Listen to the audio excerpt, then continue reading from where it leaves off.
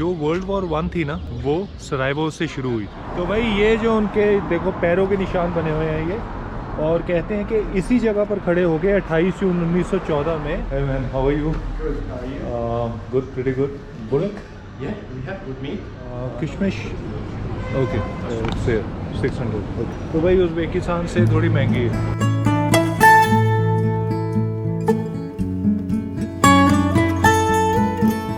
लो जी, स्वागत है आपका आज सरायवो में, पहला दिन बोस्निया में। और यही मेरा इसी स्ट्रीट पे हॉस्टल है, और हॉस्टल से निकलते सारी एक यहाँ चर्च दिखाता हूँ। ये देखो कितनी लाजवाब है यार, मतलब मोस्ट हैपनिंग स्ट्रीट है ना जो सिटी सेंटर की, उस पे रह रहा हूँ मैं।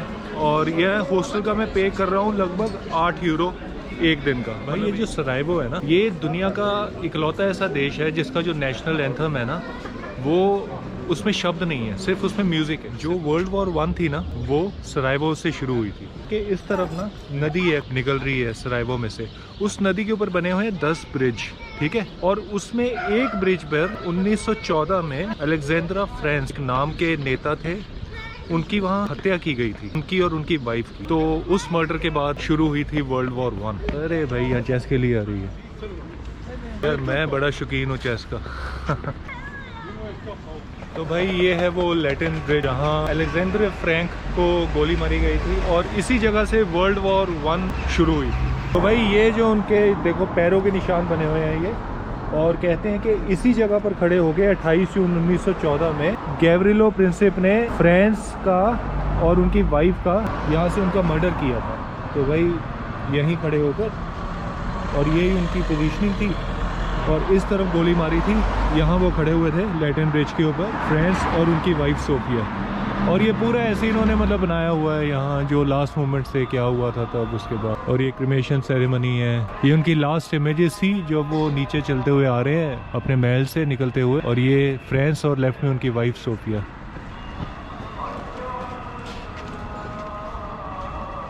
ये the monument is to the victim of Sarajevo assassination, archduke Franz. हैं कि जब कोई सरायवो में आता है ना, तो सबसे पहले अपनी जो शुरुआत है वो घूमने की इसी ब्रिज के ऊपर से करता है। बहुत One of my many skills, I'm making things up, all in my mind, 'cause जो ये सरायवो है ना, इसको जेरूसलम ऑफ वेस्ट भी कहते हैं। वो इसलिए क्योंकि इसको एक तरह का पॉइंट मानते हैं दुनिया का, जो कि ईस्टर्न वर्ल्ड वेस्टर्न वर्ल्ड के साथ जहाँ मिलता है। क्योंकि इस शहर में हर तरह का रिलीजन मिलेगा आपको, मुस्लिम्स भी सबसे ज़्यादा मिलेंगे, क्रिश्चियंस मिलेंगे, ज्यूइश मिलेंगे, और शायद इसलिए इतना हैपनिंग स्पॉट भी है ये। कोई इसमें दो राय नहीं है कि बहुत ही ज़्यादा खूबसूरत है अभी तक तो जो मैं देख रहा हूँ। और भाई आपको एक और बड़ी रोचक बात बताता हूँ, बोस्निया यूरोप का पहला देश था, यूरोप का नहीं दुनिया का पहला देश था जहाँ सबसे पहले ट्रैम चलनी शुरू हुई थी। इनकी जो ट्रैम है ना, ये सबसे पुरानी ट्रैम है इस दुनिया की।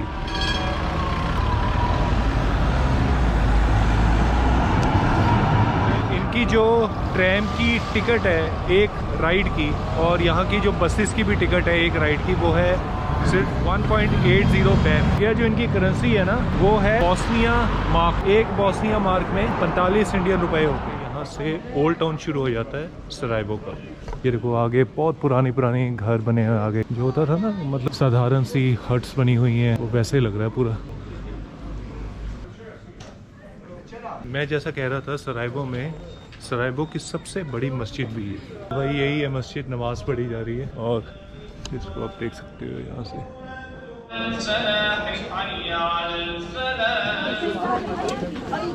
मुझे ऐसा रश ना ही बुधवा में दिखा, ना ही पोदगोरिचा में दिखा। भाई ये बकलावा, टर्किश की स्वीट्स डेलीकेसीज तो होंगी यहाँ ऑब्वियसली, क्योंकि जो बोस्निया है ना, ये यूगोस्लेविया को तोड़कर बना था, ठीक है। और यहाँ ऑटोमन एम्पायर भी रह चुका है, तो मतलब इसका मतलब टर्किश लोग भी यहाँ आ चुके हैं। और यार मुझे यहाँ वाकई बहुत ज़्यादा रश दिख रहा है, देखो तो सही, मतलब आप दूर दूर तक यार बंदे दिखाई दे रहे हैं। तो भाई ये इनके अपने बोस्निया के रिवाज में कुछ यहाँ लोग तैयार हुए हैं और ऐसी फोटो खिंचा रहे हैं। I analyze their body language. I hear every change in their tone. Maybe they hate me, somehow I blame said. तो भाई सब्जी मंडी ढूंढ ली है मैंने यहाँ बोस्निया में भी, सरायवो में। Thank you thank you. तो भाई सब्जियाँ देख लो, इन्होंने ना नाम लिख रखे हैं बस रेट नहीं लिखा हुआ कहीं। ये देखो भाई, रेट वेट पूछना पड़ेगा हर चीज़ का। ये थोड़ी सी, हाँ ओके हाय 20K या इट्स गुड। ये है 500,000 रुपये किलो। ओके दिस 1000 किलो किशमिश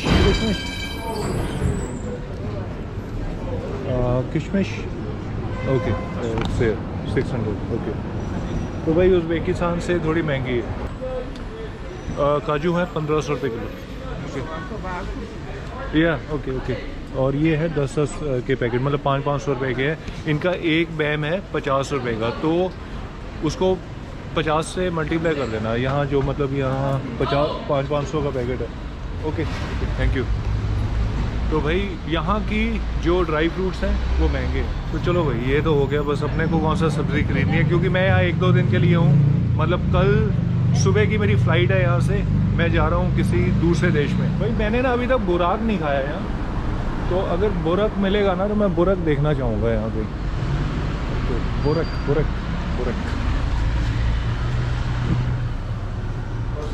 Hey man, how are you? Good. How are you? Good, pretty good. Burak? Yeah, we have good meat. No, spinach. Zelensa. Okay, spinach. This one? Yeah. One much? One portion? One portion. Here, take away. I think I'll take away. Take away. Yeah. So this is meat, Yeah. spinach, This and cheese. cheese.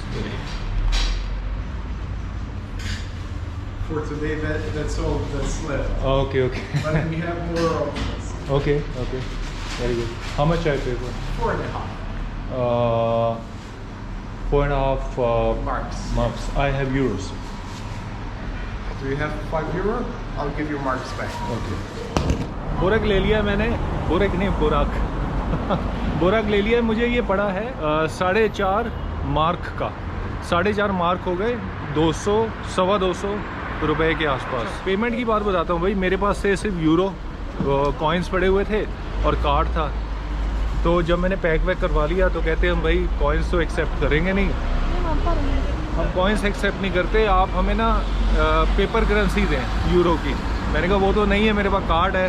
तो उन्होंने card machine उनकी चल नहीं रही थी, तो कहते आप कोई बात नहीं ऐसे ही ले जाओ, बाद में देना। मैं कहा नहीं भाई, आप मुझसे जितना भी यूरो बनता है ना उतना लो।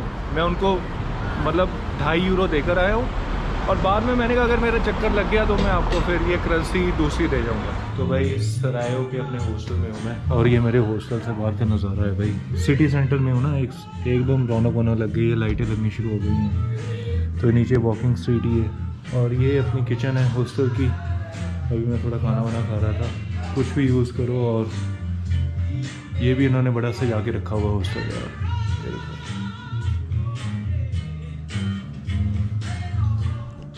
रात को निकला हूँ वॉकिंग स्ट्रीट पे अपने वही हॉस्टल से। ये मेरा हॉस्टल है पीछे, और अभी एक बार रात का ऊपर नज़ारे दिखाता हूँ, कितना लाजवाब लग रहा है।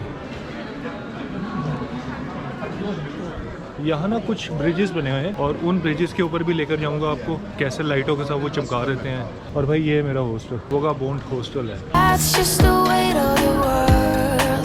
It's not personal, it's just how it works. Don't be angry for too long, or get burned. 'Cause that's just the weight of the world.